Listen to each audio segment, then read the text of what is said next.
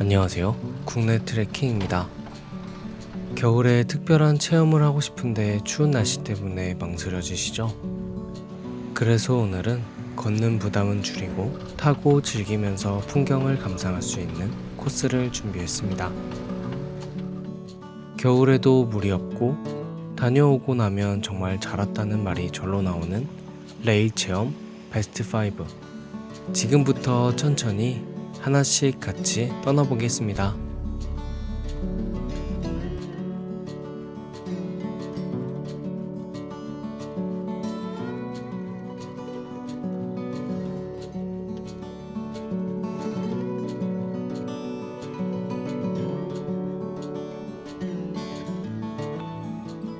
지하철 2호선 상왕십리역에서 시작하겠습니다.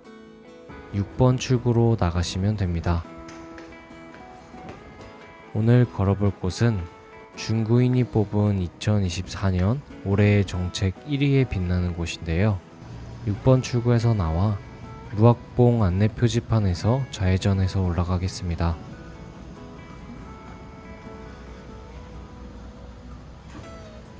이렇게 가까운 곳에 5.14km 트레킹 코스가 전면 개통했다고 하니 정말 좋네요. 정겨운 골목길을 걸어 올라가니 무학봉으로 올라가는 길이 나옵니다. 주민들이 운동할 수 있는 운동시설도 있습니다. 무학봉 방향으로 올라가 보겠습니다.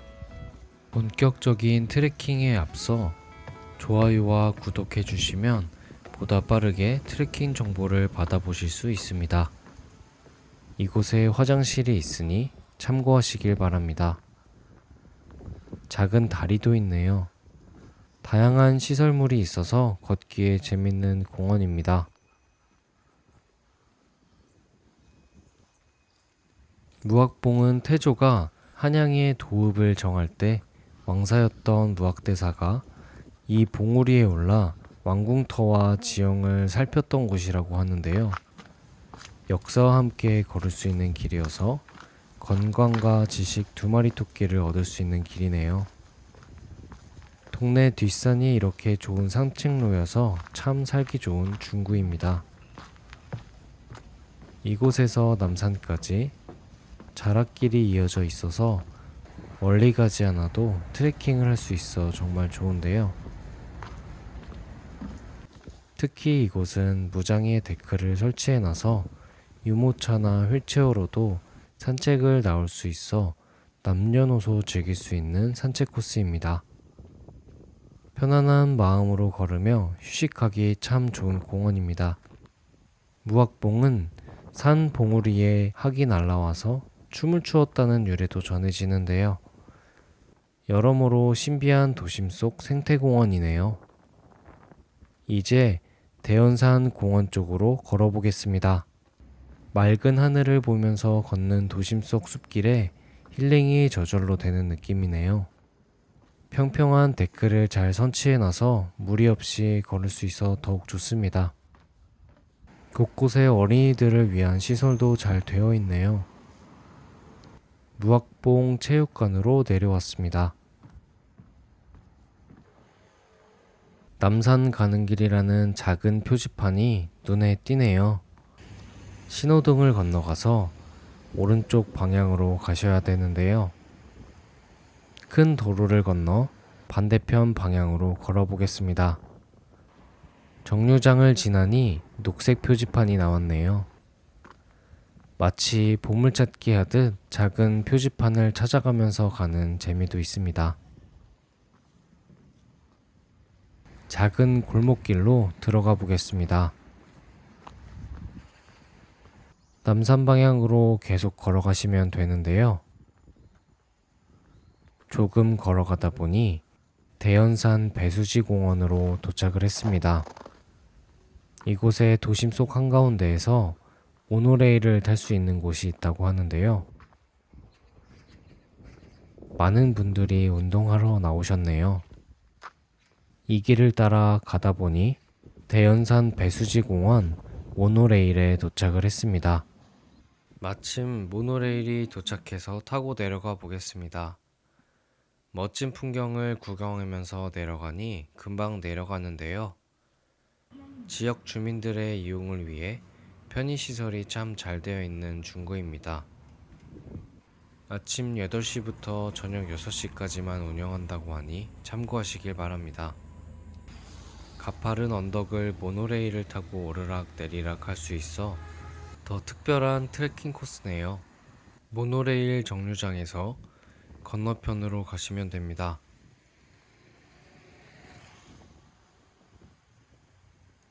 남산 자락숲길 남산 방향을 따라 계속 걸어보겠습니다.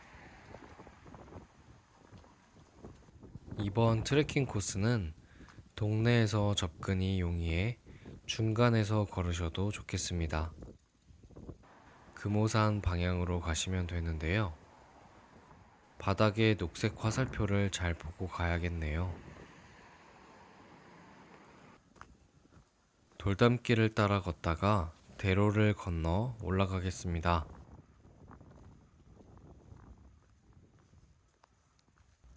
약간의 언덕 구간이 있어서 천천히 올라가 보겠습니다.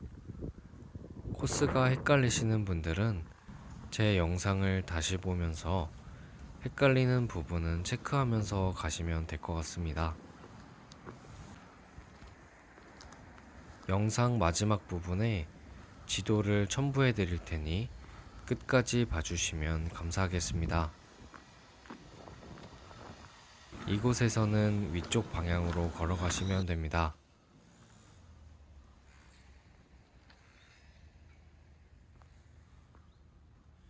하늘을 향해 쭉 뻗은 길이 인상적인 구간이네요. 이곳에 화장실이 있으니 참고하시길 바랍니다.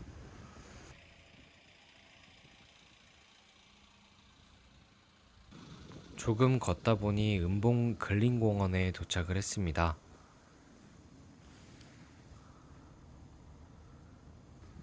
맨발로 걷기 좋은 맨발 공원인데요. 봄에 와서 또 걸어봐야겠습니다. 아이들을 위한 놀이터도 있어 가족들과 즐기기에 참 좋은 공원입니다. 데크를 걷다 보니 전망이 뚫린 곳으로 나왔는데요. 높지는 않지만 저 멀리 산까지 보이는 전망입니다. 날씨가 춥긴 하지만 잘 정비된 데크길이 있어 걷기 정말 좋네요. 응봉 친화숲길 전망대에 도착을 했습니다. 여기에서 잠시 쉬어가면서 간식을 먹어도 좋겠습니다.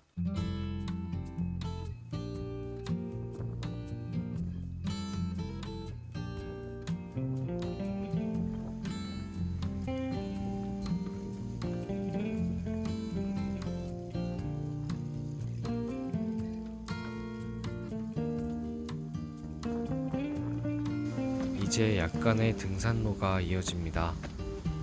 다행히 눈이 녹아서 오르기에는 무리가 없습니다. 이제부터 숲길이 계속 이어지는데요. 남산이 점점 가까워지고 있습니다. 중구 어디에서든 15분 안에 닿는 일상 속 숲을 만들어서 누구나 편하게 즐길 수 있는 코스입니다. 겨울 풍경이 더 좋은 남산 자락 숲길인데요. 스산하지만 고즈넉한 느낌이 모든 걸 다 내주고 이제는 조용히 쉬면서 다음 계절을 기다리는 겨울의 모습을 볼 수 있습니다. 묘한 설레임이 느껴지는 길인데요. 작은 광장을 지나 천천히 내리막길을 걸어보겠습니다. 봄이 되면 벚꽃이 유명한 응봉 근린공원에서 꽃을 볼 생각을 하니 괜시리 봄이 기다려지는 풍경입니다.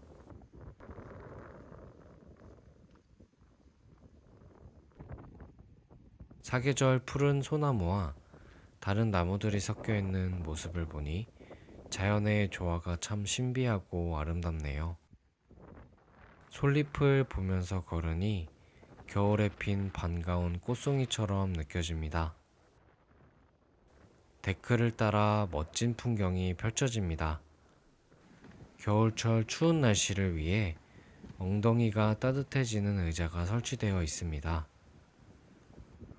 아름다운 전경을 감상하면서 앉아있으면 참 좋겠습니다. 저도 잠깐 앉아봤는데요. 엉덩이가 따뜻해서 마치 노천탕에 온 기분이 들었습니다. 따뜻한 온기와 풍경을 뒤로하고 남산을 향해 걸어보겠습니다. 산비탈을 따라 데크길이 잘 조성되어 있어 숲을 더 잘 즐길 수 있네요. 트레킹 하실 때 참고하시면 좋은 내용이 담긴 표지판도 곳곳에 눈에 띕니다. 특히 겨울철에는 걷기 전후 스트레칭을 꼭 하시는 걸 추천드립니다. 남산 자락숲길 문을 지나 계속 걸어보겠습니다. 녹색 안내선이 잘 표시되어 있어 따라가기 좋네요. 중구에 좋은 공원들을 이어 만든 길이어서 그런지 길이 참 좋은데요. 친환경적으로 조성한 숲길이라서 그런지 더욱 자연스러운 도심 속 숲길입니다. 이곳은 황토길이 이어진 구간인데요. 따뜻해지면 황토를 즐기시는 분들이 많은 곳입니다. 작은 오솔길을 걷는 느낌이 정말 좋습니다. 겨울 트레킹을 즐기기에 더할 나위 없이 좋은 코스인데요.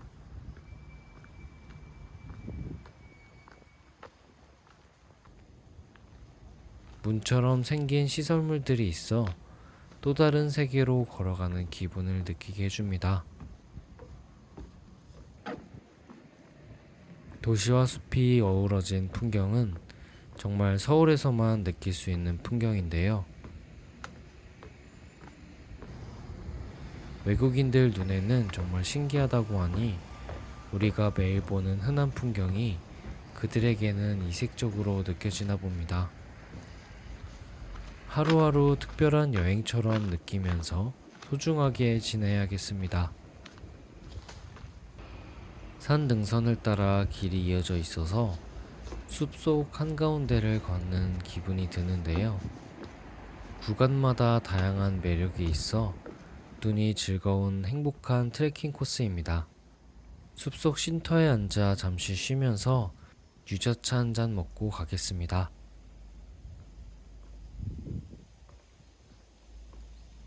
겨울에 먹는 따뜻한 차 한 잔이 참으로 달고 맛있네요.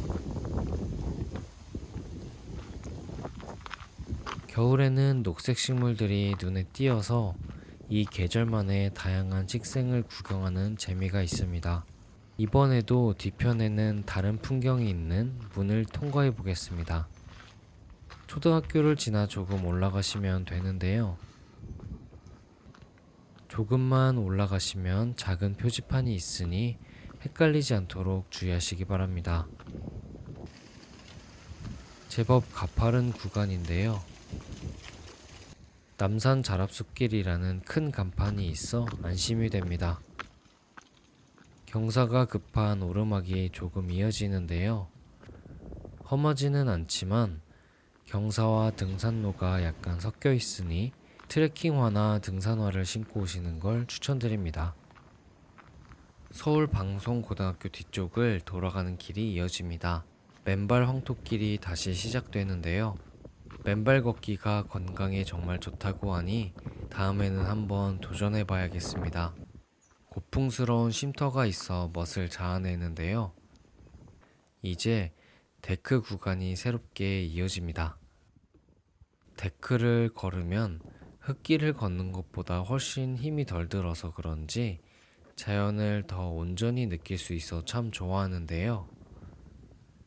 남산 자랍숲길은 데크로드가 정말 잘 되어 있어 자주 방문할 것 같습니다. 굽이굽이 이어지는 길을 보고 있자니 웅장하면서도 마냥 걷고 싶은 충동이 느껴지는데요. 데크길만으로도 한편의 예술작품처럼 느껴지는 구간입니다. 마침 귀여운 노란색 새도 반겨줍니다.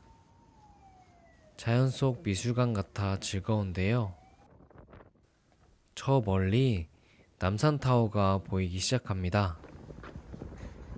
이제 이 구간이 거의 끝나갑니다.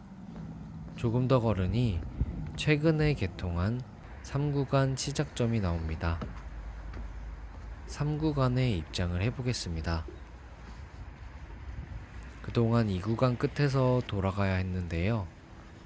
바냐트리까지 이어지는 3구간이 개통되어 남산을 좀 더 가까이에서 즐길 수 있게 되었습니다. 새롭게 개통한 구간이라서 그런지 정비가 잘 되어 있는데요. 자연을 만끽할 수 있도록 관목을 약 13,000그루나 심었다 보아니 정말 새로운 숲이 탄생했습니다. 약간의 계단을 오르면 성곽길과도 이어지는데요. 성곽에서 바라보는 도심의 모습도 정말 이색적이고 아름답습니다. 잠시 풍광을 즐기다가 다시 남산 자락숲길로 복귀했습니다. 여기에서 보는 풍경도 정말 멋집니다. 이제 3구간의 마지막인 바냐트리 호텔에 도착을 했습니다. 남산 순환로와 이어지는 녹지 연결로를 조만간 조성한다고 하니 남산까지 이어지는 트레킹 코스가 곧 탄생할 것 같네요. 정말 기대가 됩니다.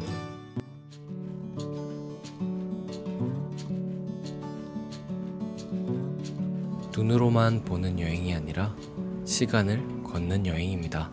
53년 동안 사람의 발길이 닿지 않았던 해안절벽과 자전거를 타고 천천히 즐기는 바다의 풍경, 그리고 5억 3천만 년 전 바닷속이었던 땅속 세계까지 강원도 삼척으로 여러분을 안내하겠습니다. 이곳은 화려한 관광지라기보다는 천천히 둘러볼수록 진가가 드러나는 곳입니다. 서두르지 않고 설명보다는 느낌으로 오늘은 삼척의 자연을 있는 그대로 담아보겠습니다. 저는 오늘 렌트카를 이용해 볼 텐데요. 금, 토, 일에 오실 분들은 삼척 시티투어 버스를 이용해 보시는 걸 추천드립니다. 역에서 나와 왼쪽으로 걸어가시면 시티투어 승강장이 나옵니다. 저는 차를 타고 천천히 동해바다를 즐기며 오늘의 첫 번째 목적지로 향해 가보겠습니다.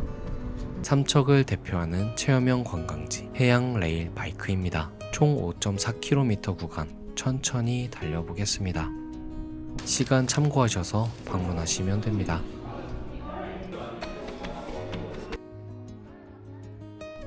해안을 달릴 생각에 설렙니다. 저는 아이와 함께 4인승 바이크를 탑승했습니다. 페달을 밟기 시작하면 처음엔 생각보다 조용하다는 느낌이 듭니다. 기계의 소음 대신에 바람소리, 파도소리, 그리고 레일을 굴러가는 바퀴의 규칙적인 마찰음, 이 소리가 묘하게 마음을 안정시켜줍니다. 오른쪽으로는 바다, 왼쪽으로는 해송과 바위, 어느 쪽을 봐도 속도를 낼 이유가 없습니다. 이 레일바이크의 진짜 매력은 천천히 풍경을 즐길 수 있다는 점인데요. 페달을 구르다 보면 해양 터널이 나옵니다. 루미나리의 조명과 레이저 쇼가 펼쳐지고 바다 생태를 형성한 연출이 이어집니다.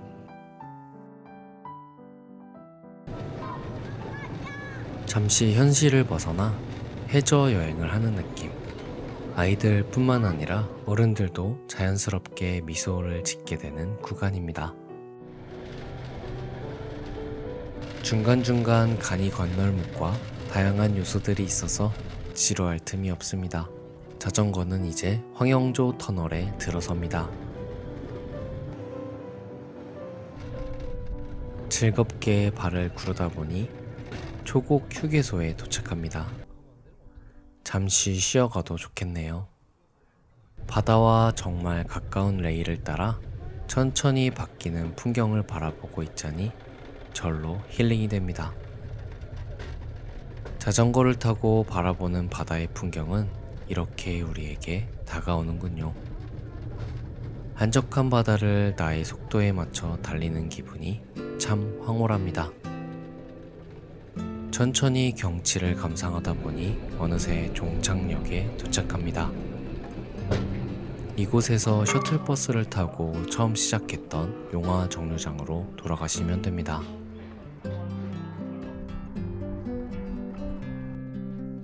도착하는 시간에 바로 탈 수 있도록 대기하고 있어 정말 좋네요. 버스를 타고 복귀해 보겠습니다. 셔틀버스가 잘 구성되어 있어서 편하게 돌아왔습니다. 한 가지 팁을 드리자면 레일바이크는 인기가 많아서 현장에서 예매를 하면 대기 시간이 길어질 수 있어요. 그래서 미리 인터넷으로 예약하고 오시는 걸 강력 추천드립니다. 자, 이제 마지막 코스. 오늘의 피날레를 장식할 대금굴로 향해 보겠습니다. 강원도 삼척시 대일이 동굴지대에 위치한 이곳은 정말 특별한 곳입니다. 이 동굴이 발견되고 일반에 공개되기까지 무려 7년이라는 시간이 걸렸는데요. 동굴을 탐험하는 데 4년, 시설물 설치에 3년, 그만큼 공을 들여 준비한 곳이라는 겁니다. 대금굴은 모노레일로만 접근이 가능한데요. 모노레일을 타고 동굴로 들어가는 정말 특별한 체험을 할 수 있다니 기대가 됩니다. 작은 다리를 건너 길을 따라 올라가시면 되는데요. 박쥐 모양이 귀엽습니다. 동굴에서 흘러나오는 계곡입니다. 이 동굴은 처음에 폭포로 가라져 있어서 입구가 없었는데요. 3년에 걸쳐 작은 터널과 레일을 조성하여 동굴 속까지 모노레일을 타고 올라갈 수 있도록 설치되었다고 합니다. 아주 먼 과거로 걸어 들어가는 기분인데요. 대금굴은 무려 5억 3천만 년 전 열대 심해 바닷속이었다고 하니 정말 신비롭습니다. 걷기 좋은 나무 데크를 올라가다 보니 작은 벤치가 반겨주네요. 잠시 풍경을 즐기다 가겠습니다. 점점 대자연의 웅장한 풍경이 얼굴을 드러냅니다. 이 많은 물들이 대금굴에서 흘러나온다고 하는데요. 대금굴의 가장 큰 특징은 내부에 7m가 넘는 호수와 폭포들이 있다는 점입니다. 대금굴 관광센터에서 모노레일을 탑승하시면 됩니다. 2층에서 예약한 시간에 맞춰 출발합니다. 본격적인 탐방 전 내부 영상을 구경하고 출발해 보겠습니다. 이제 대금굴을 향해 출발합니다. 동굴을 이렇게 기차를 타고 올라가는 경험은 정말 신기한데요.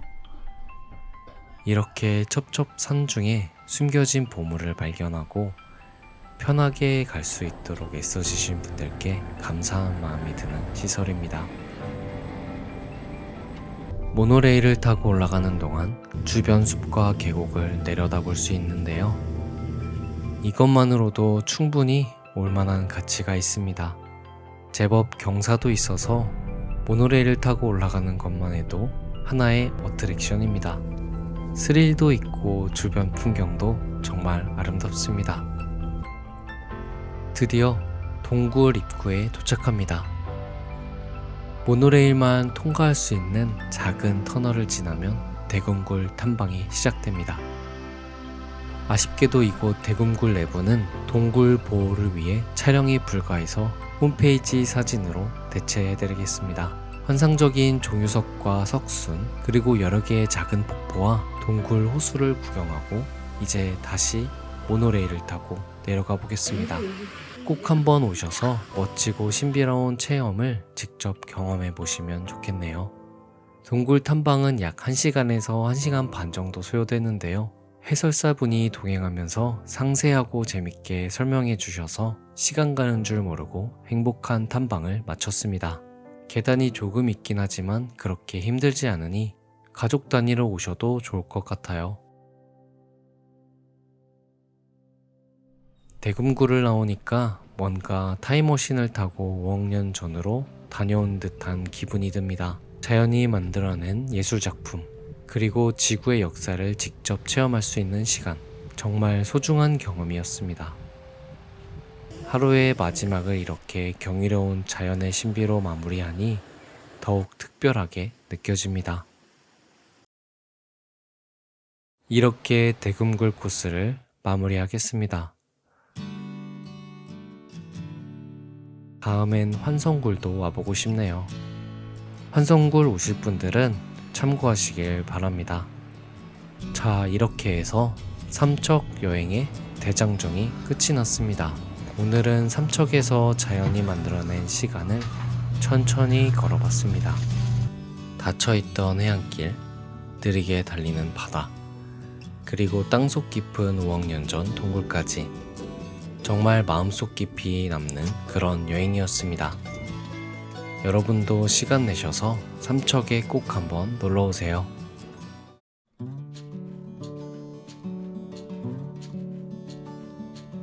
대천역에서 시작해서 해안도로 9.8km를 따라 걷고 스카이바이크를 타고 돌아오는 트레킹 코스를 소개해드리려고 하는데요.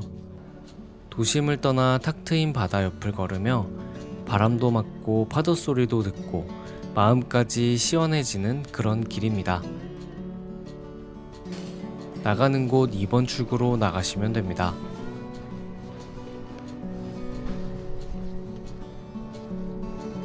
그럼 대천 바다로 함께 떠나보실까요? 대천 해수욕장으로 바로 가고 싶은 분들은 시간표 참고하셔서 버스로 이동하셔도 좋겠습니다. 저는 오늘 현 위치에서 해안도로를 따라 해수욕장까지 가보려고 합니다. 2번 출구에서 왼쪽 방향으로 걸어가시면 됩니다. 횡단보도를 건너 강을 따라 가보겠습니다. 강변을 따라 벚꽃이 만개 있군요.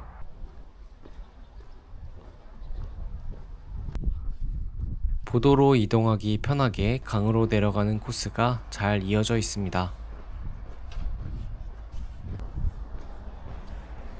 다리 밑으로 지나가면 감조하천으로 이어집니다. 이제부터 해수욕장까지 가는 해안도로가 이어지는데요. 우리가 흔히 생각하는 바다 여행과는 조금 다른 풍경이 먼저 펼쳐집니다. 바다보다는 먼저 들판이 반겨주는데요. 대부분 평지로 되어 있어서 걷기 편하고 무엇보다 풍경이 너무 평화롭습니다. 시멘트 길을 따라 몇 걸음만 옮기다 보면 양쪽으로 넓디 넓은 논길이 펼쳐집니다.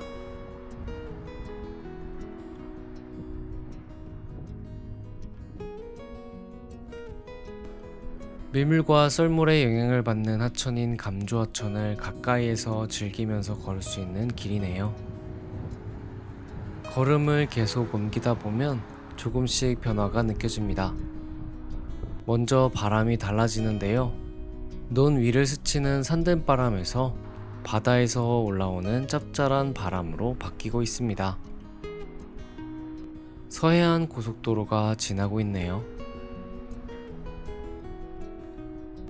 지나가면서 봤던 바다의 풍경이 이런 모습이었군요. 드디어 바다가 가까워졌다는 걸 실감하게 되는 풍경으로 바뀝니다. 갈매기 소리와 갯내음이 섞인 공기에서 바다가 더욱 느껴지는데요. 이제 진짜 해안도로가 시작됩니다. 탁 트였다는 말로는 부족할 정도로 뻥 뚫리는 풍경입니다. 무엇보다 이 길의 가장 큰 매력은 바다와 함께 걷는다는 그 자체인 것 같습니다. 이 길을 걷고 있자니 마치 제주도의 올레길을 걷는 기분이 드는데요. 가까운 곳에서 이렇게 걸을 수 있어서 너무 좋습니다. 중간중간 이렇게 작은 공원이 있어서 쉬어갈 수 있겠네요.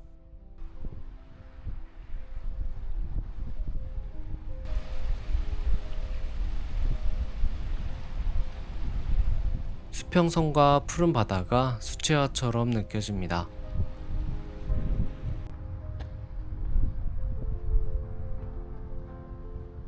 걷는 길에 만난 정자에서 잠시 쉬어가겠습니다.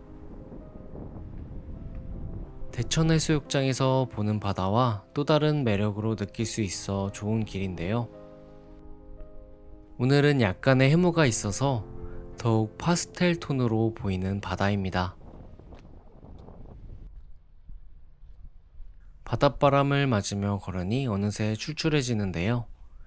마침 가는 길에 딱 어울릴 만한 음식인 해물칼국수 집이 있어서 먹고 가겠습니다. 보령 현지인 맛집으로 유명한 곳인데요. 칼국수 1인분을 시켰는데 이렇게 보리밥도 나옵니다. 잘 익은 열무김치와 특제 비빔장으로 만든 비빔밥도 일품이네요. 트레킹 점심으로 해물 가득한 칼국수 한 그릇을 추천합니다.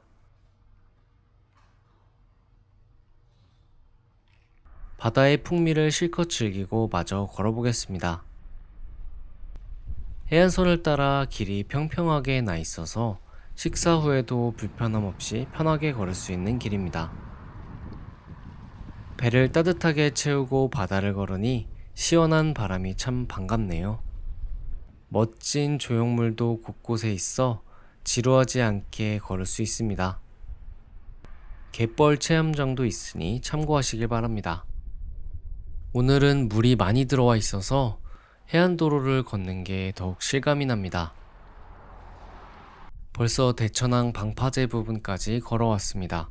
바다를 바라보다가 나무가 울창해지니 눈이 참 즐거운 트레킹 코스입니다. 대천항에 도착을 했습니다. 작은 어선들이 만선의 꿈을 품고 정박해 있네요. 오늘은 유독 바다가 에메랄드빛이어서 아름답게 느껴집니다. 어촌다운 풍경이 정겹습니다. 어망 옆을 걸어가는 경험이 정말 신기하네요.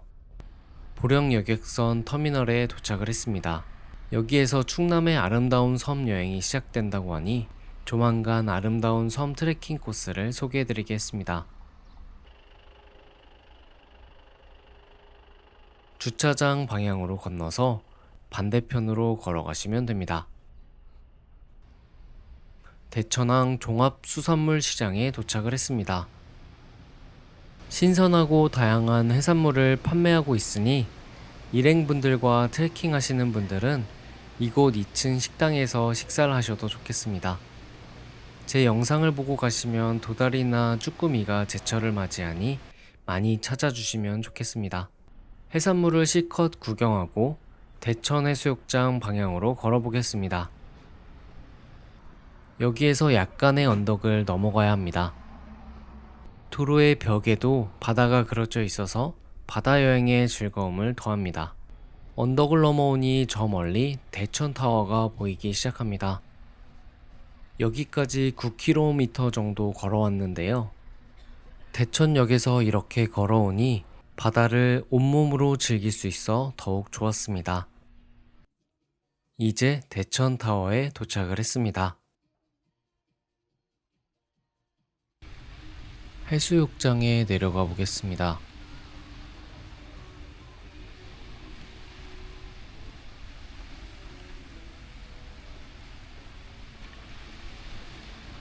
(8km) 이어지는 백사장이 펼쳐지는 서해안 최대 해변다운 풍경입니다.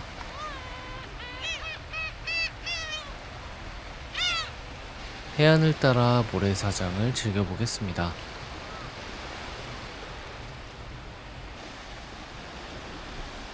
끝없이 펼쳐지는 모래사장과 수평선이 일자로 이어지는 풍경이 가히 일품입니다.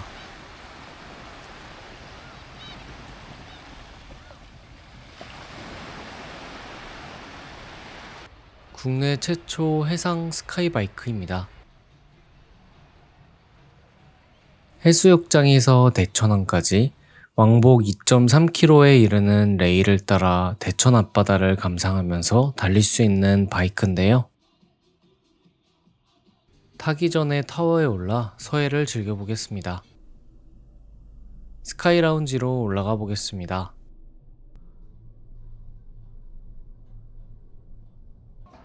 해변을 한눈에 바라보면서 먹는 커피가 정말 좋네요. 마치 외국의 해변으로 여행 온 느낌입니다. 스카이바이크가 이렇게 이어져 있군요. 트레킹 후 바닥 풍광을 바라보면서 커피 한 잔을 할 수 있음에 감사함을 느낍니다. 오늘 바다가 참 이쁘네요.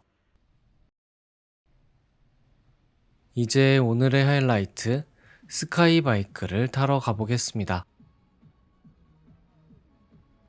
정말 기대가 되는데요. 스카이 바이크는 하루 전 인터넷으로 예약하거나 이곳 매표소에서 표를 구매하시면 됩니다.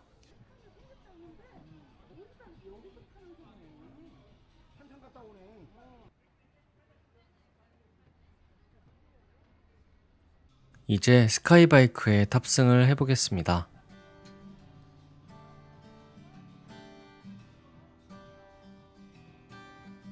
이렇게 엑셀 버튼이 있어서 자동으로도 바이크를 즐길 수 있습니다. 참 신기하게도 자전거를 타면서 보는 풍경은 왠지 운치 있게 느껴지는데요. 바다 위를 지나는 바이크라니 참 낭만적인 시설입니다. 왼쪽엔 넓디 넓은 서해 바다의 반짝이는 수면 위를 부드럽게 스쳐가고 오른쪽으론 대천 해수욕장의 모래사장이 보입니다. 발을 굴리지 않아도 이렇게 페달을 밟으면 자동으로 나가서 앉아서 편안하게 경치를 감상할 수 있습니다.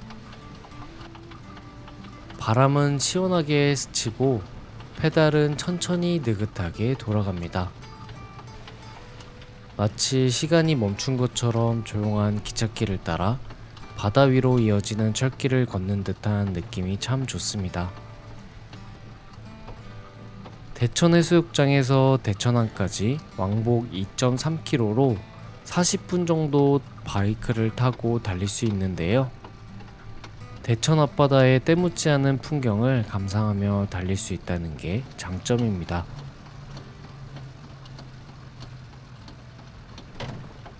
특히 가족 단위나 연인끼리 그리고 친구들과 이야기를 나누면서 하늘을 달릴 수 있어 잊지 못할 추억이 될 것 같습니다.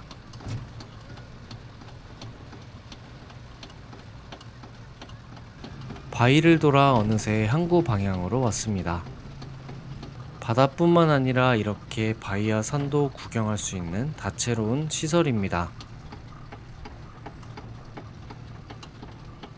바이크 한 대당 최소 탑승 인원은 2명이며 최대 4명까지 탈 수 있어서 일행과 함께 편안하게 앉아서 바다를 즐길 수 있습니다. 이제 반환점에 도착을 했는데요. 이렇게 기계가 알아서 한 바퀴 돌려주니 참 신기한 경험입니다.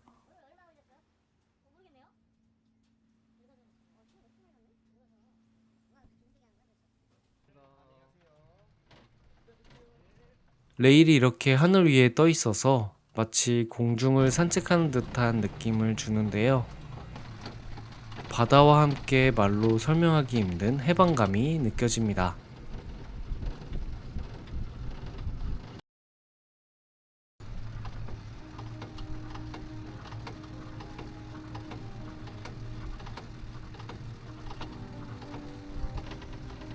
노을을 즐길 수 있는 시간에 타시면 또 다른 풍경을 즐길 수 있다고 합니다.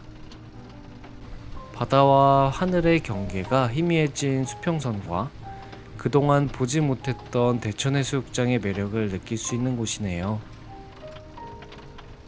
시작점이 가까워질수록 아쉬워질 정도로 행복한 시간입니다. 그동안 대천해수욕장에 오면 모래사장에서만 바다를 즐겼는데 이렇게 스카이바이크를 타고 바다를 바라보니 다른 곳에 온 느낌이 들 정도로 아름답습니다.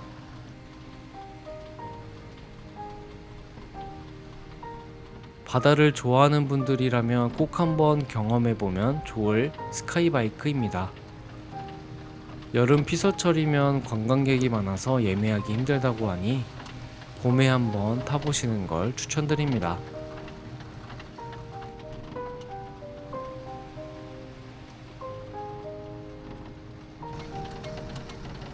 편하게 바다를 즐기다 보니 이제 시작점으로 돌아왔습니다.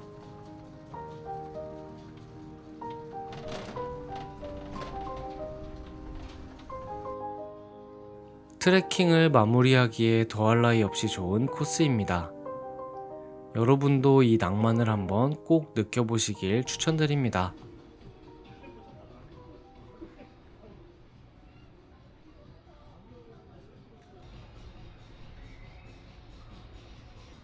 이제 대천해수욕장을 조금 더 즐기고 대천역으로 복귀해 보겠습니다. 바닷가를 걸어가면 답답한 마음이 스르르 풀려서 언제 와도 좋은데요. 부드러운 모래와 멀리 끝없이 이어지는 수평선, 파도가 부드럽게 밀려왔다가 사라지는 풍경에 마음이 다 평화로워집니다. 마지막으로 대천해수욕장의 풍경을 마음에 담고 가겠습니다. 이 풍경들을 마음속에 간직하면서 살다 보면 바쁘고 지친 일상도 잘 이겨낼 수 있는 원동력이 되는 것 같아요. 트레킹하기에 참 좋은 코스를 이제 마무리해 보려고 하는데요. 광장역 버스 정류장에서 대천역 방향 버스를 타고 가시면 됩니다. 저는 100번 버스를 타고 대천역으로 돌아왔습니다. 당일치기로도 충분히 다녀올 수 있는 코스니 가볍게 떠나보고 싶으신 분들께 추천드리고 싶습니다. 저는 다음 트레킹 코스에서 다시 인사드리겠습니다.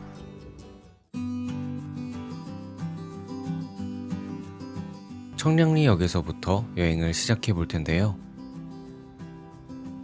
이른 새벽 6시 30분에 일정을 시작해 보겠습니다.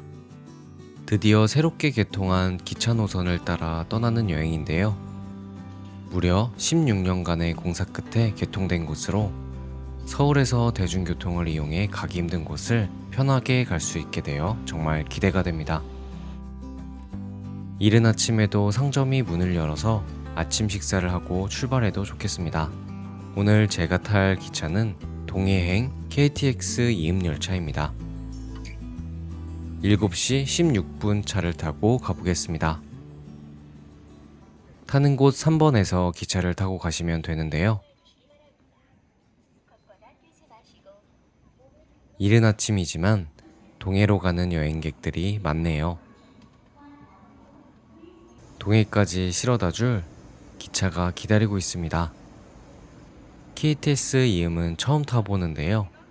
준고속열차로 2021년부터 운행을 시작했다고 합니다. 기차 여행은 언제나 설레는데요.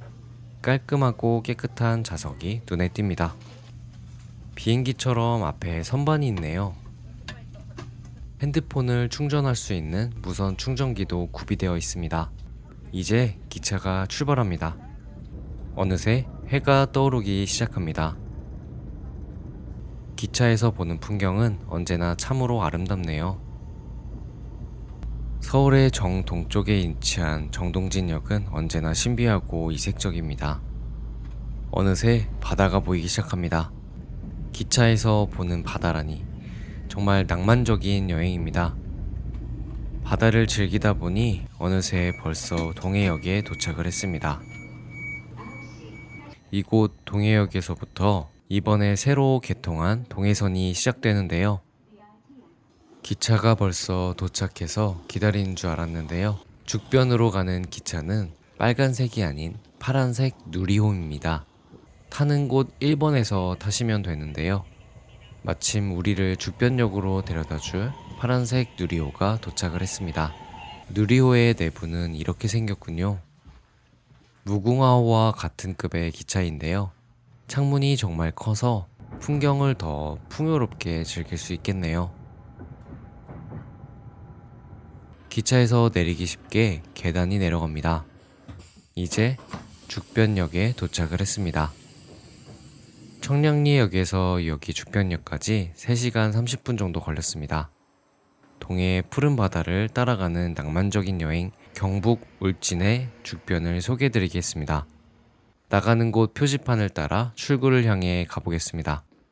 죽변역의 기차 시간이니 여행 계획에 참고하시면 좋겠습니다. 이번에 죽변역 시골버스가 생겨서 버스를 타고 죽변의 주요 여행지를 바로 갈 수 있는데요. 버스 시간 참고하셔서 여행 계획을 잡으시면 더 좋겠습니다. 역에서 나오자마자 버스가 기다리고 있는데요. 작은 미니버스를 타고 죽변항을 향해 가보겠습니다. 죽변역에서 탈 수 있는 버스의 시간표이니 참고하시길 바랍니다. 버스를 타고 정겨운 시골을 달리니 죽변항 버스 정류장에 도착을 했습니다. 본격적인 여행에 앞서 구독과 좋아요로 응원 부탁드립니다. 여러분의 관심이 큰 힘이 됩니다. 죽변항에 도착을 했습니다. 죽변항은 울진의 대표적인 항구 중 하나로 싱싱한 해산물과 멋진 해양 경관을 즐길 수 있는 곳입니다. 항구에 정박해 있는 배들을 보니 바다에 온 게 실감이 나는데요. 앞에 보이는 수협 건물을 향해 걸어가시면 됩니다. 항구의 풍광이 정말 아름다운데요. 해산물 직판장을 따라 걸어보겠습니다. 갈매기들이 멀리서 온 여행객을 반겨주네요. 마치 퍼레이드를 해주는 모습 같습니다. 길을 따라 계속 직진하시면 되는데요. 직진으로 계속 걷다 보면 스카이레일 안내판이 나옵니다. 되게 고장답게 화장실도 되게 앞다리 모습을 하고 있네요.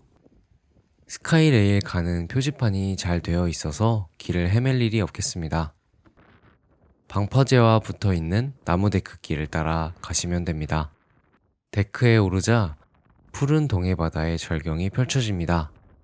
방파제 위에 길이 조성되어 있어 바다를 즐기기에 더할 나위 없이 좋네요. 천천히 걸어가다 보면 밑으로 내려가는 계단이 나옵니다. 이곳에서 계속 직진하시면 오늘 첫 번째 여행지 스카이레일에 도착을 합니다. 죽변항 버스 정류장에서 이렇게 길을 따라오시면 됩니다. 죽변 해안 스카이레일은 죽변 승하처장과 봉수항을 잇는 2.8km의 코스로 자동으로 움직이는 모노레일을 타고 편안하게 동해의 절경을 감상할 수 있는 코스인데요. 2층 매표소로 올라가 보겠습니다. 저는 현장 발권을 했는데요.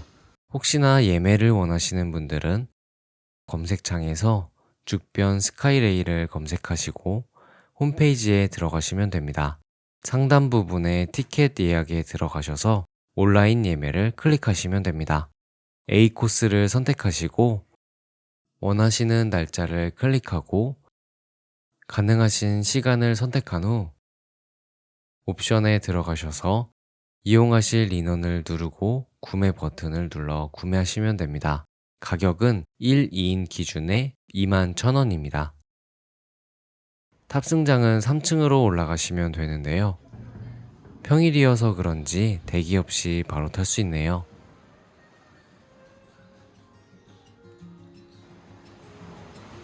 모노레일을 타러 가는 길의 풍경도 정말 멋진데요. 잠시 감상해 보시죠.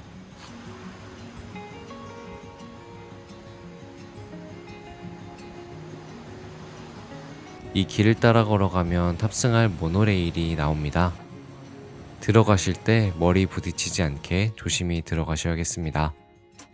이제 본격적으로 동해바다의 푸른 해안가를 앉아서 감상해 볼 텐데요. 약 40분 정도 탑승하는 코스여서 출발 전에 화장실을 들렸다 오셔도 좋겠습니다.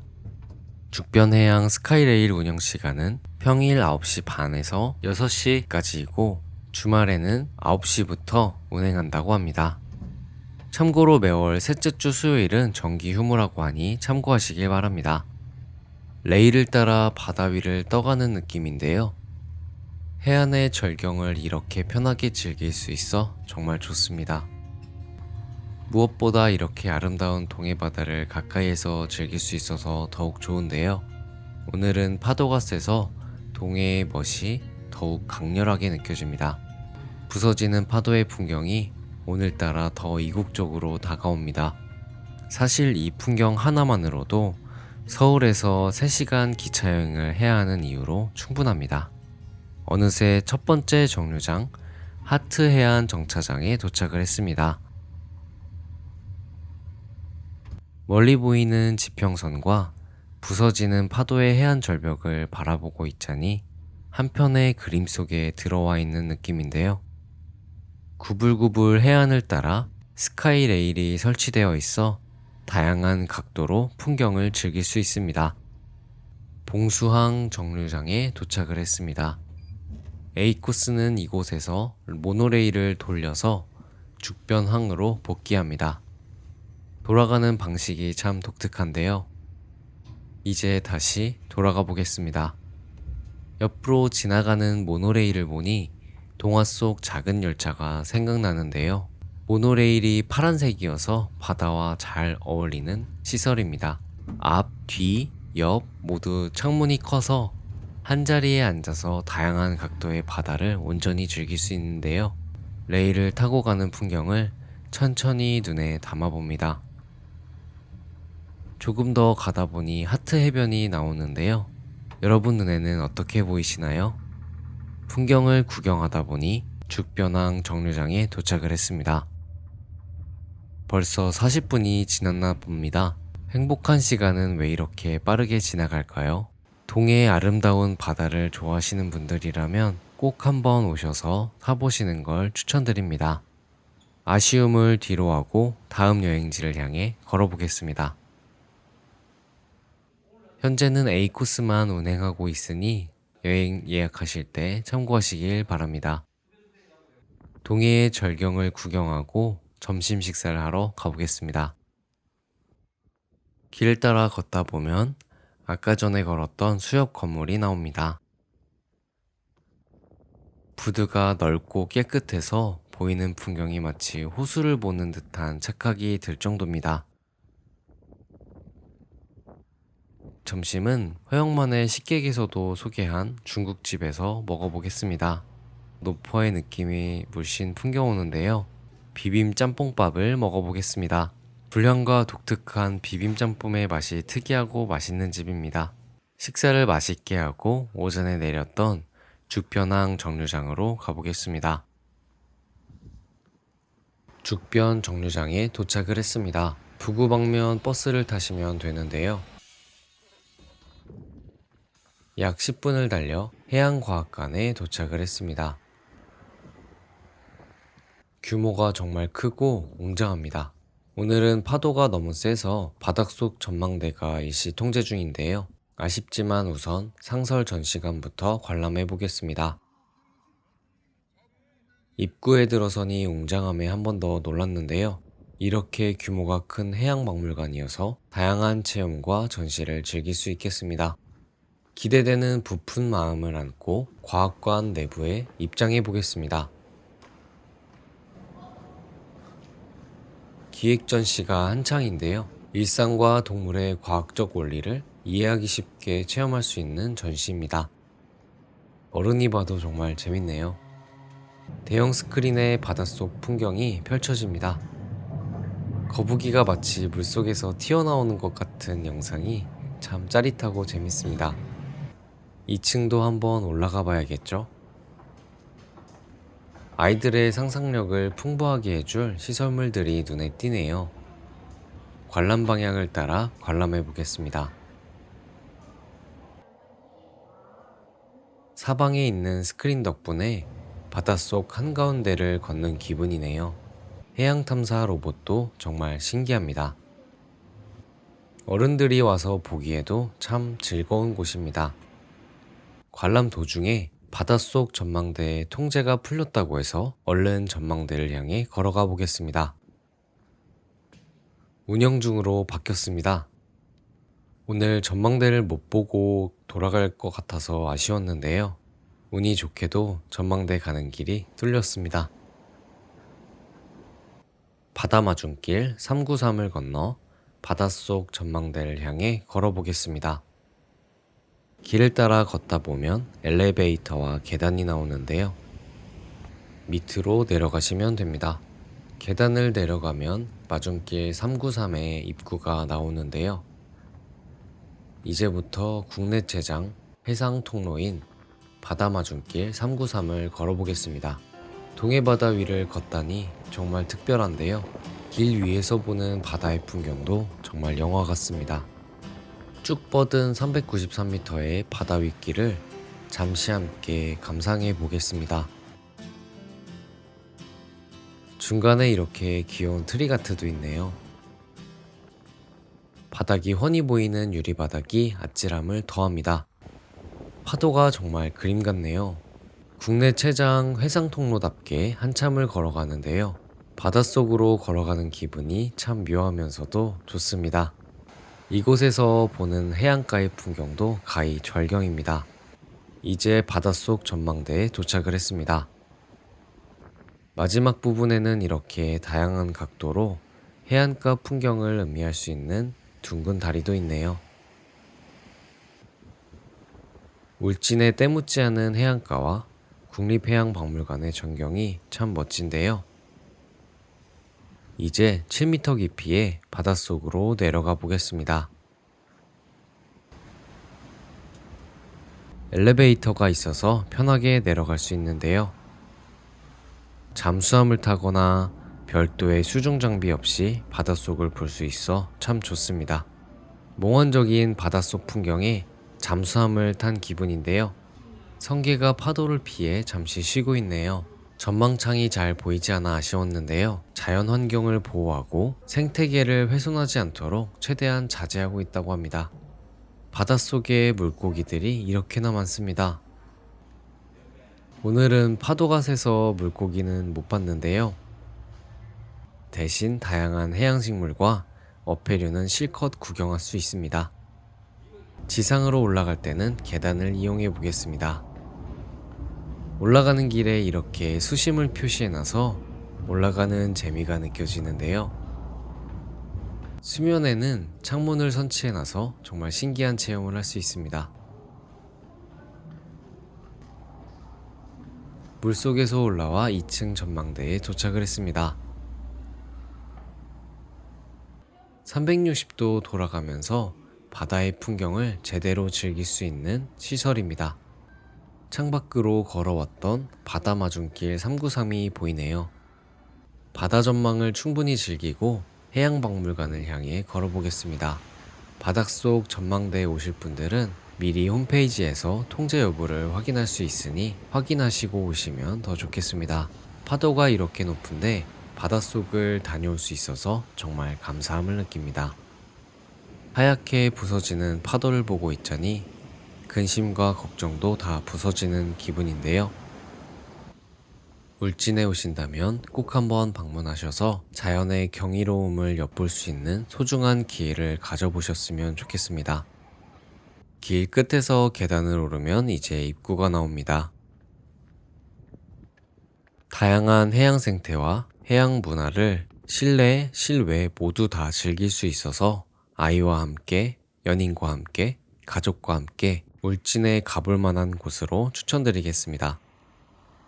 저는 이제 죽변원까지 2.2km 걸어보겠습니다. 버스 시간표 참고하셔서 버스를 타고 가셔도 좋겠네요. 버스길을 따라 걸어보겠습니다. 30분 정도면 걸어갈 수 있어서 죽변항에서 버스를 타고 역으로 복귀해 보겠습니다. 한적한 시골길을 걸으니 마음이 다 차분해집니다. 스카이레일 B코스 죽변해수욕장을 지나겠습니다.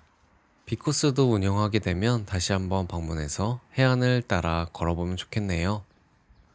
길을 따라 조금 더 걷다 보니 북울진 도서관을 지납니다. 이쪽에서 조금 들어가시면 드라마 세트장도 있다고 하는데요. 시간적 여유가 되신다면 둘러보고 가셔도 좋겠네요. 저는 오늘 4시 30분 기차를 예매해놔서 서둘러 걸어가 보겠습니다. 부지런히 걷다 보니 어느새 죽변항에 도착을 했습니다. 여기까지 30분 정도 걸렸습니다. 조금 더 걸어가시면 울진 방향 죽변 정류장에 도착을 합니다. 오전에 내렸던 버스 정류장이 반대편에 보이네요. 이곳에서 버스를 타고 죽변역에 도착을 했습니다. 버스 시간이 조금 빠듯해서 불안하신 분들은 택시를 타고 오시는 걸 추천드립니다. 기차 시간 10분 전에 죽변역에 도착을 했는데요. 주변항에서 차를 타고 5분이면 도착하니 너무 걱정하지 않으셔도 됩니다. 주변역은 역무원이 근무하지 않아서 기차표를 미리 예매하고 오시는 걸 추천드립니다. 타는 곳 2번에서 강릉행 기차를 탔는데요. 봉해역으로 가셔서 청량리역으로 가는 것보다 1시간가량 단축되니 참고하시길 바랍니다. 해 뜨는 풍경을 보면서 시작한 기차 여행이 해 지는 노을을 보면서 마무리되는데요. 강릉역에 도착을 했습니다. 이제 청량리로 가는 기차로 갈아타셔야 하는데요. 타는 곳 3번에서 시간 맞춰서 탑승하시면 됩니다. 저는 강릉역에서 6시 39분 기차를 타고 서울로 돌아가겠습니다.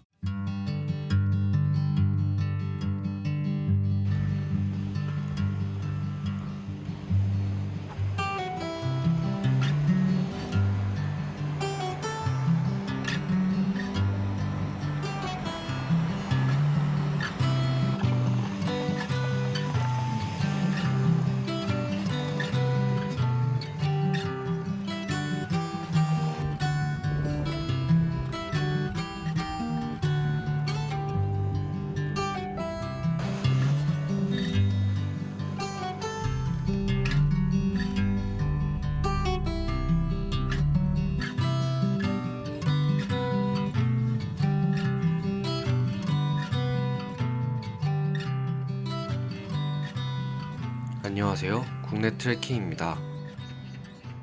오늘은 부산에 왔습니다. 아침 일찍 해운대에 도착을 했는데요. 아직 동이 트기 전이어서 해돋이를 보기 위해 많은 분들이 나와 계시네요. 새해 복 많이 받으세요.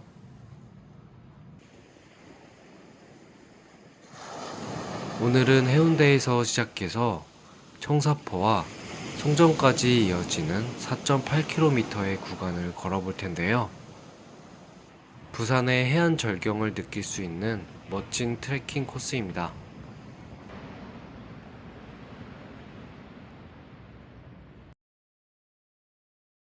해운대 동쪽 끝까지 걸어볼 텐데요. 이쪽에서 건널목을 건너가 왼쪽 방향으로 걸어가시면 됩니다. 언덕을 조금 올라가면 오늘 걸어볼 트레킹 코스에 도착을 하는데요. 블루라인 파크에 도착을 했습니다. 이쪽에서 보이는 해운대의 모습도 사진 같네요. 해운대 블루라인 파크는 옛 동해 남부선 철도 시설을 친환경적으로 재개발한 곳으로 미포에서 해월 전망대, 청사포, 구덕포, 그리고 송정해수욕장까지 이어지는 무장의 코스인데요. 해운대 해변열차와 해운대 스카이캡슐을 이용할 수 있어 더욱 매력적인 곳입니다.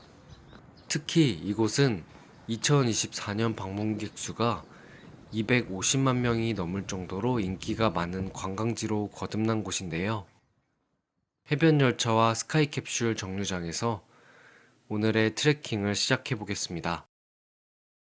이곳에 화장실이 있으니 참고하시길 바랍니다. 많은 분들이 걷고 계신데요. 스카이캡슐이 하늘 위에 줄지어 서서 오늘의 운행을 기다리고 있습니다. 해변열차길 옆으로 데크길이 이어져 있어서 천천히 걸으면서 해안선을 즐길 수 있는 트레킹 코스인데요. 걷고 타고 하늘에서 부산의 해안 절경을 다양하게 즐길 수 있는 곳입니다. 저는 오늘 4.8km 송정 해수욕장까지 걸어가서 송정에서 출발하는 오늘의 첫 해변 열차를 타고 돌아오는 코스로 즐겨보겠습니다. 트레킹 코스에 들어서면서 점점 바다와 가까워지는데요. 본격적인 트레킹에 앞서 몸을 충분히 풀고 시작하시면 좋겠습니다. 겨울 바다의 매서운 바람에도 이곳을 걷는 기분이 참 좋은데요. 체온을 유지할 수 있는 외투나 장갑을 꼭 챙겨 오시는 걸 추천드립니다. 멀리 해가 올라오고 있는데요. 새해 떠오르는 해를 보면서 트레킹할 수 있어 더욱 좋습니다. 시원한 파도 소리에 근심이 씻겨가는 기분인데요. 점점 떠오르는 해를 보면서 걸어가니 올 한 해가 참 기대가 됩니다. 바다를 가까이에서 볼 수 있는 전망대로 내려가 보겠습니다. 작은 원형의 전망대가 나왔습니다. 미포 전망대에서 보니 해운대가 한눈에 보입니다.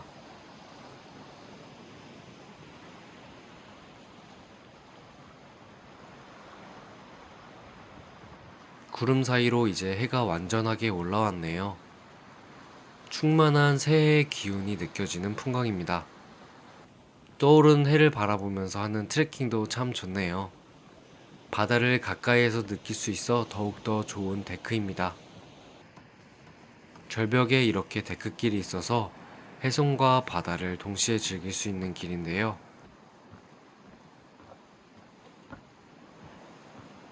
시간이 지나면서 해가 조금씩 떠올라 이것도 참 신기한 경험입니다. 그동안 해돋이는 거의 한자리에서 서서 지켜봤는데요. 걸으면서 해돋이를 보는 것도 참 좋습니다.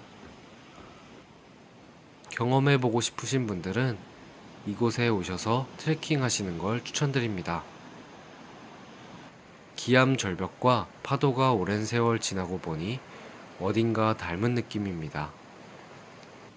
이제 다시 산책로로 돌아가 걸어보겠습니다. 평평하고 안전해서 가족들과 함께 걸으셔도 좋은 길인데요. 눈에 걸리는 것 없이 쭉쭉 뻗어 있어서 걷기만 해도 마음이 시원시원해지는 기분입니다.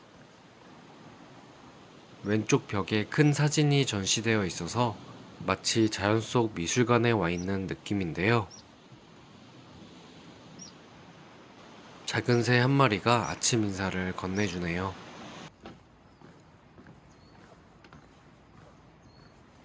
역시나 파도소리 갤러리라는 이름의 전망대가 있습니다. 한번 내려가 보겠습니다. 저 멀리 해월 전망대가 보입니다.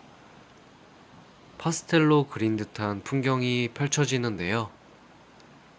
일렁이는 윤술의 모습도 가장 멋진 시간이 아닐까 싶습니다. 액자 같은 해운대의 경치도 즐길 수 있네요. 이곳은 해월 전망대 간이역입니다. 해변 열차를 타실 분들은 여기에서 잠깐 하차하셔서 풍경을 구경하고 가셔도 좋겠습니다. 저는 이제 해월 전망대 방향으로 걸어가 보겠습니다. 이른 시간이라서 아쉽게도 문이 닫혀 있네요. 해돋이로 유명한 전망대답게 정동쪽을 가리키고 있어서 바다 한가운데서 떠오르는 해의 장관을 보실 수 있겠습니다. 해월 전망대를 직접 걸어보고 싶으신 분들은 9시 10분에 개방하니 그 시간 이후에 방문하시면 됩니다.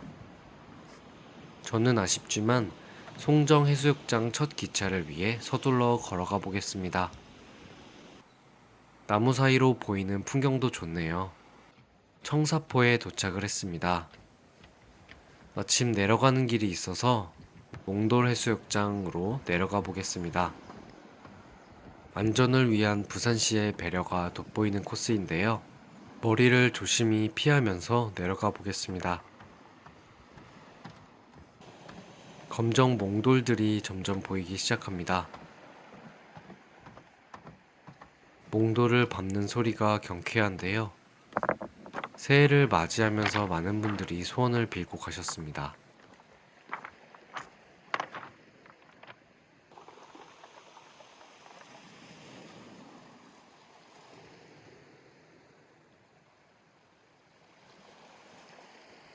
이쪽은 소나무 숲길이네요. 다시 원래 산책로로 돌아왔습니다. 이제 청사포가 200m 밖에 남지 않았습니다. 스카이캡슐은 이곳 청사포까지만 설치되어 있는데요. 4인승이라서 연인이나 가족끼리 프라이빗하게 좋은 추억을 남길 수 있는 시설입니다. 이제 청사포 정류장에 거의 도착을 했습니다. 여기까지 걸어서 40분 정도 걸렸으니 편도로 이용하시고 돌아가실 때는 걸어가셔도 좋을 것 같네요. 청사포 정류장에 도착을 했습니다. 이곳 청사포 정류장은 SNS에서 유명한 포토스팟인데요. 기찻길과 보이는 바다의 모습이 한 장의 그림 같은 곳이어서 많은 분들이 찾고 있습니다. 건널목을 지나면서 보이는 풍경이 참 이색적인데요. 아직 이른 시간이라서 사람이 없어서 풍경을 온전히 즐길 수 있었습니다. 막힘없이 길이 쭉 이어져 있어서 걷기만 해도 기분이 좋아지는 코스인데요. 관광 안내소 기념품 판매소가 보입니다. 이곳에 화장실도 있으니 참고하시길 바랍니다. 조금 더 걸어가니 바다로 이어진 전망대가 하나 나옵니다. 다릿돌 전망대입니다. 해상 등대까지 다릿돌 모양의 바위가 이어져 있어 지어진 이름인데요. 이제 송정해수욕장까지 1.6km 남았네요. 중간중간 이렇게 쉼터가 있어서 체력에 맞게 쉬면서 가시면 좋겠습니다. 저도 잠시 쉬었다 가겠습니다.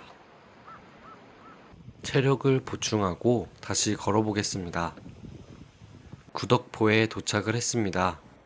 구덕포는 갈대와 기암괴석이 아름다운 곳이라고 하는데요. 부산의 9개 포구 중 한 곳으로 마른 열치가 많이 나왔던 곳이라고 합니다. 최근에는 대형 카페와 고급 음식점들이 많아져서 많은 분들이 방문하는 포구가 되었다고 하네요. 블루라인 파크는 중간중간 이렇게 이어지는 길들이 다양해서 원하는 코스만 걸어도 좋겠습니다. 저도 이쪽으로 내려가서 해안가를 걸어보겠습니다.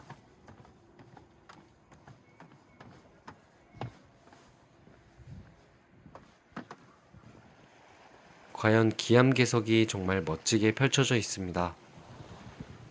해안선을 따라 길이 잘 정비되어 있어서 걷기 참 좋습니다. 걷기 좋은 부산이라는 타이틀에 걸맞는 도시인데요. 다채롭고 아름다운 대자연이 곳곳에 있어서 여행하기 참 좋은 곳입니다. 이제 송정해수욕장에 거의 도착을 했습니다. 부산 동부의 3대 해수욕장답게 길게 이어지는 백사장이 멋진데요.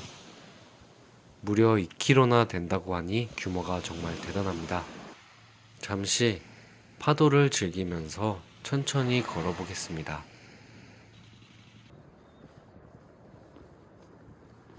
이제 해도 제법 많이 떴네요. 겨울이라 그런지 더욱 한적하고 고요한 모습입니다. 송정역 방향으로 걸어보겠습니다.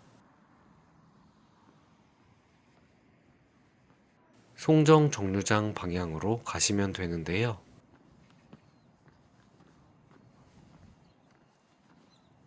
기차 건널목도 오랜만에 보는 풍경입니다.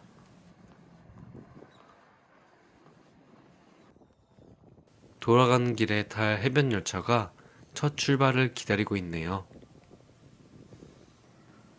서둘러 송정역에 가서 매표를 해보겠습니다. 옛 송정역을 이용해서 만든 매표소가 멋진데요.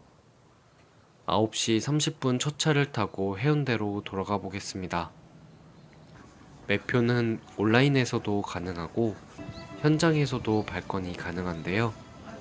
온라인에서 예매하실 분들은 홈페이지에 들어가셔서 원하는 시간에 맞춰 표를 예매하시면 됩니다.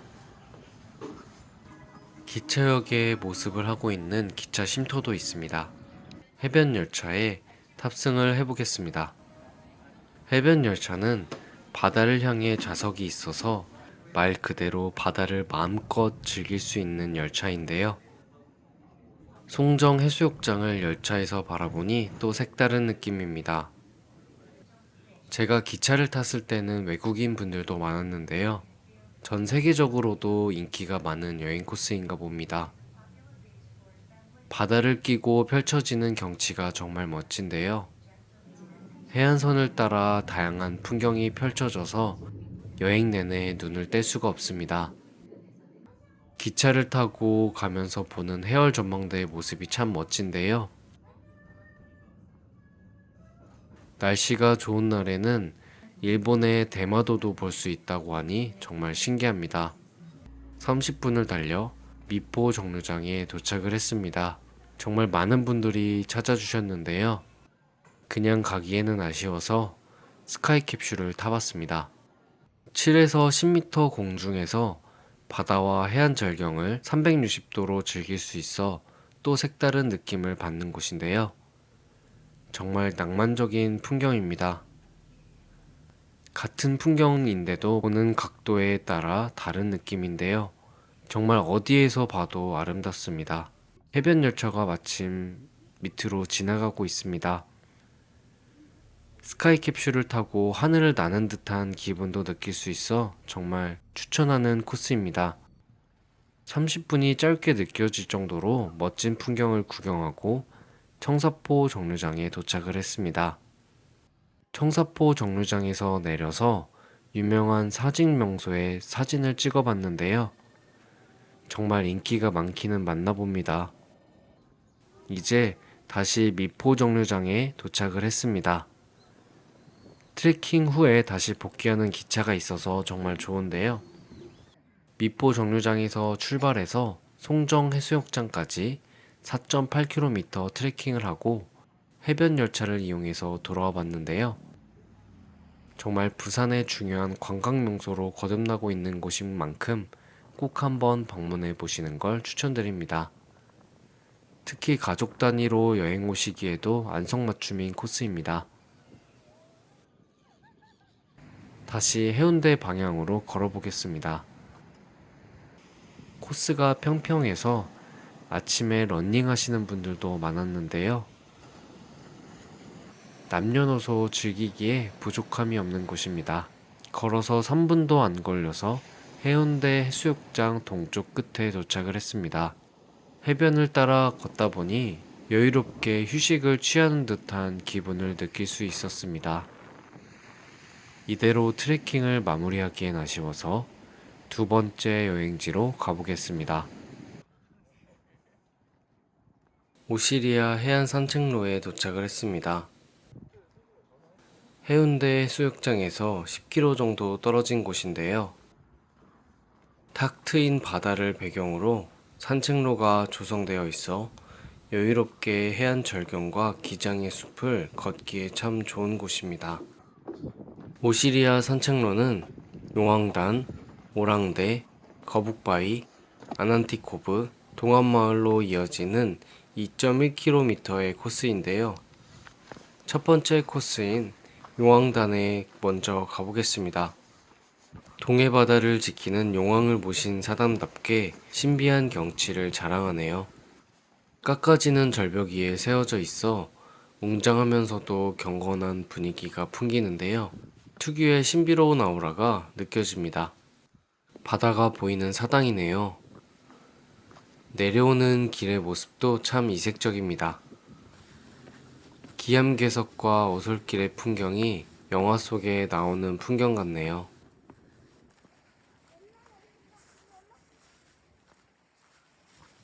용왕단 구경을 마치고 산책로를 걸어보겠습니다. 입구에 화장실이 있으니 참고하시길 바랍니다. 해송이 멋있게 서 있는 아름다운 산책길인데요.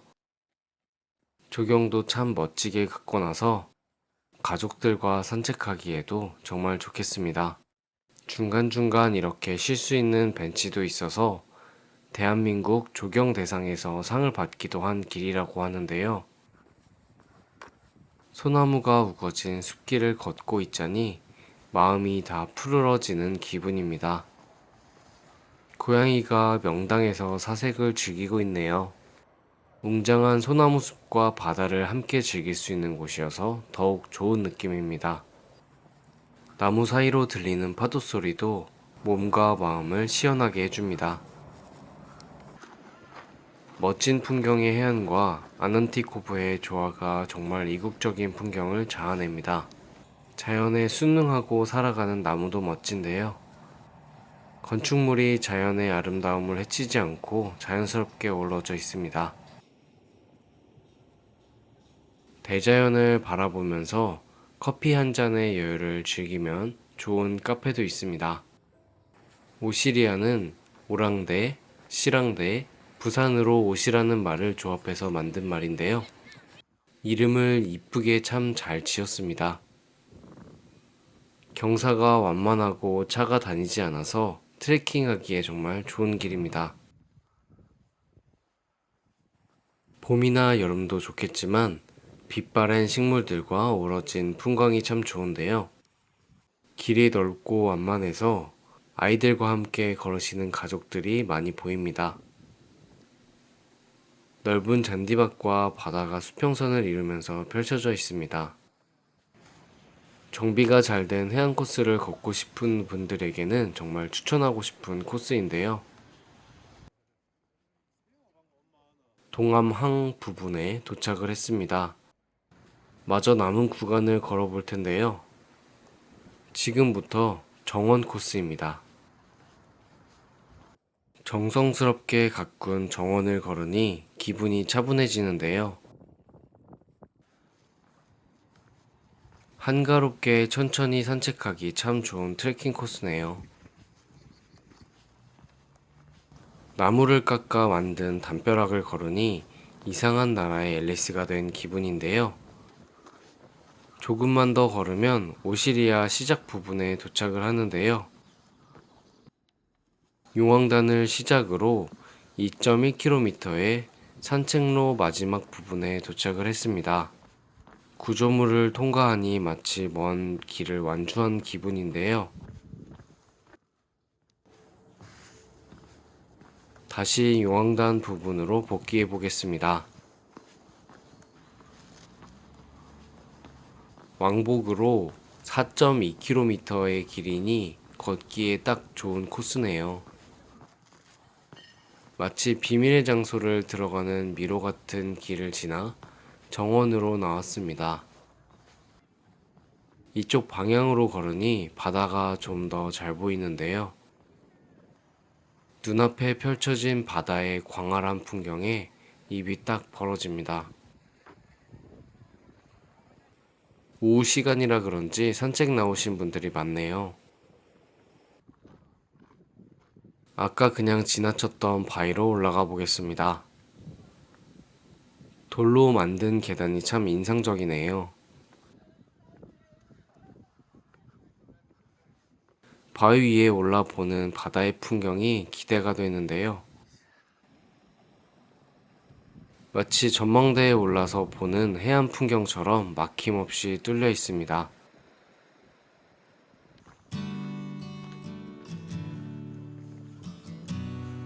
그냥 가기에는 너무 아쉬운 풍경이어서 카페에 들러 차 한 잔 마셨습니다. 안에서 보는 풍경도 참 좋은데요. 어느새 해가 점점 지고 있습니다. 오늘은 해가 뜨는 아침부터 지는 저녁까지 바다를 마음껏 즐겨봅니다. 시작과 끝이 완벽했던 트레킹 코스였습니다. 오늘 소개해드린 레일 체험 베스트 5. 겨울에도 무리 없이 타고 즐길 수 있는 코스들만 골라봤습니다. 이번 주말 추위 때문에 망설였다면 이 중 한 곳만 다녀오셔도 잘 다녀왔다는 말이 나오실 거예요. 도움이 되셨다면 좋아요와 구독, 그리고 가장 가고 싶은 곳을 댓글로 남겨주세요. 그럼 다음 영상에서 뵙겠습니다. 끝까지 시청해주셔서 감사합니다.